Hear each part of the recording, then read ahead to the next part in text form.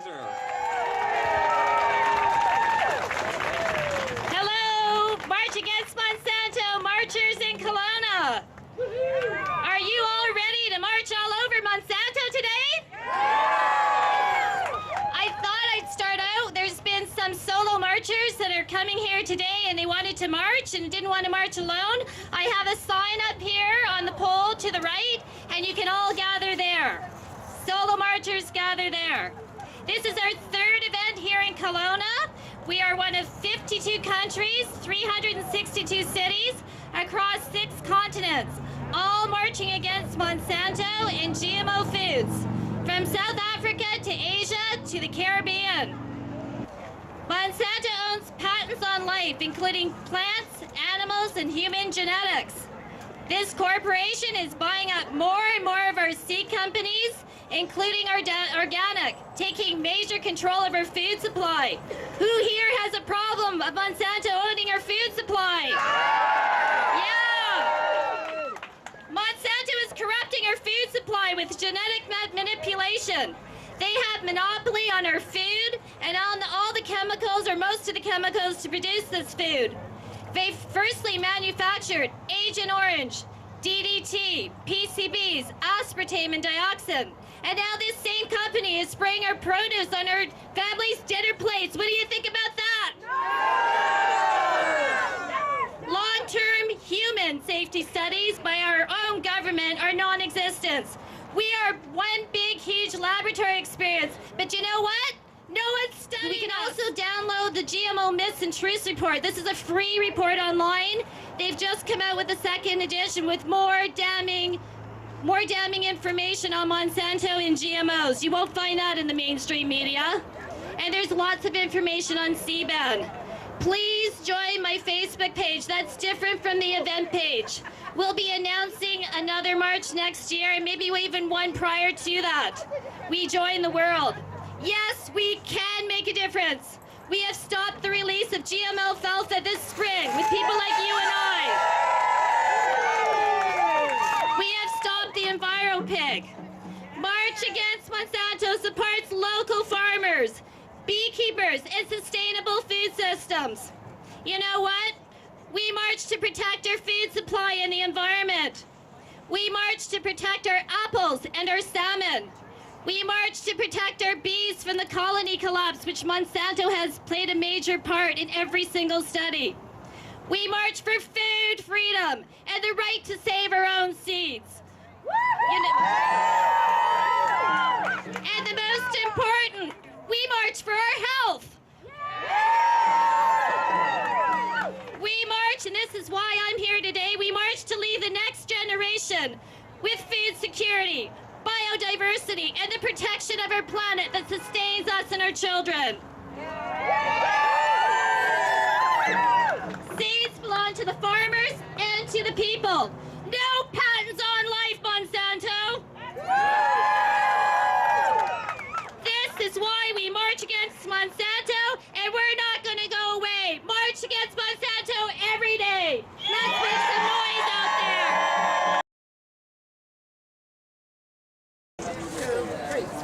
Monsanto, they gave us PCBs, Agent Orange, in our land and trees. They already mess with our feed.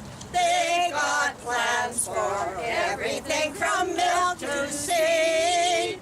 Monsanto denies for all this leads. They never hear our pleas. When it comes to making money, what they're doing isn't funny. Hey, they're killing me and you.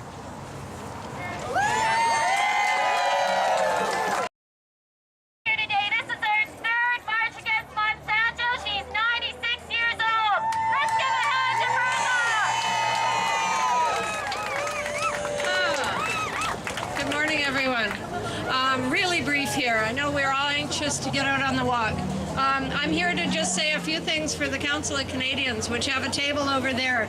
We've got some petitions. We're a national organism that speaks up for Canada, for Canada's future, for our commons, basically. It's always about the commons. It's not about privatization and selling out and corporatization and corporate rule. So there's a lot of good information, and there's a lot of good ways of working with the Council of Canadians.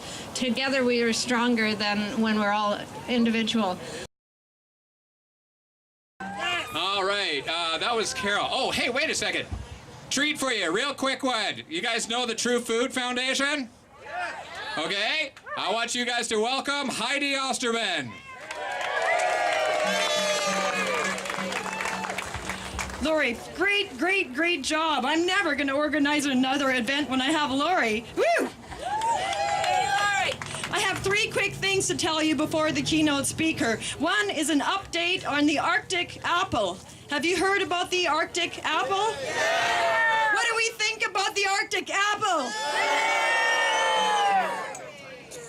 Well, I just heard it from a reliable source that if this apple is to be approved, as soon as they plant 1 tree within 5 miles of any other orchard, there's going to be a class action lawsuit.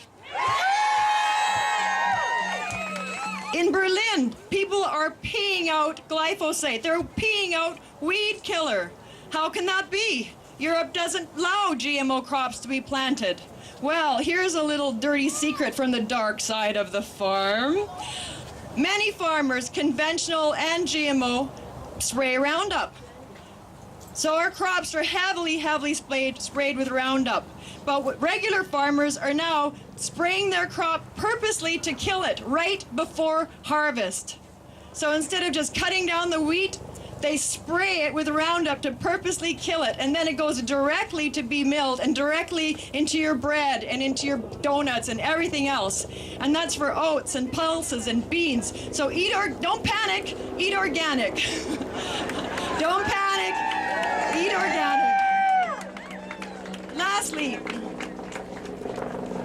Lastly, there is a very special event coming up on June 4th.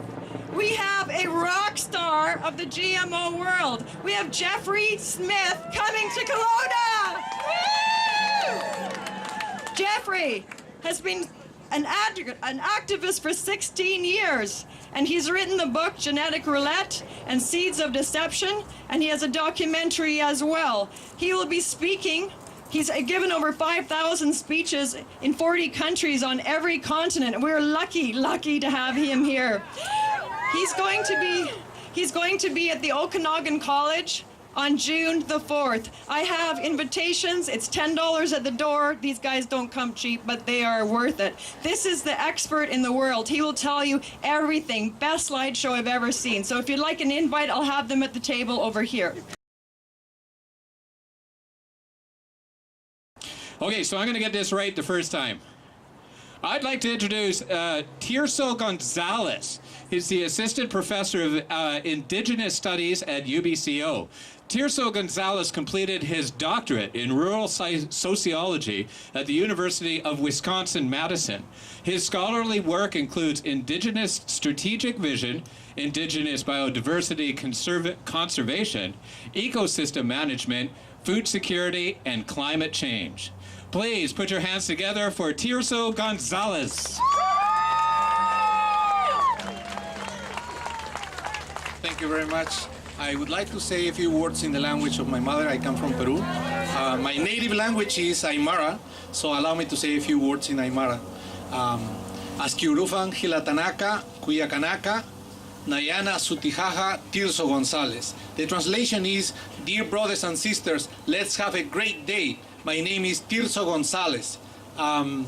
What I would like to bring as a message here is already, different speakers have been zooming in terms of what Monsanto is about. What I want to do is zoom out and see, the forest, and see, that Monsanto is just part of a larger picture, which is related to the way that our people in government, in agricultural institutions around the globe have decided for conventional agriculture, and therefore they have a bias that has not allowed other ways of approaching agriculture. Holistic agriculture, from a science-based point of view, is what these days is called agroecology, permaculture, and so on.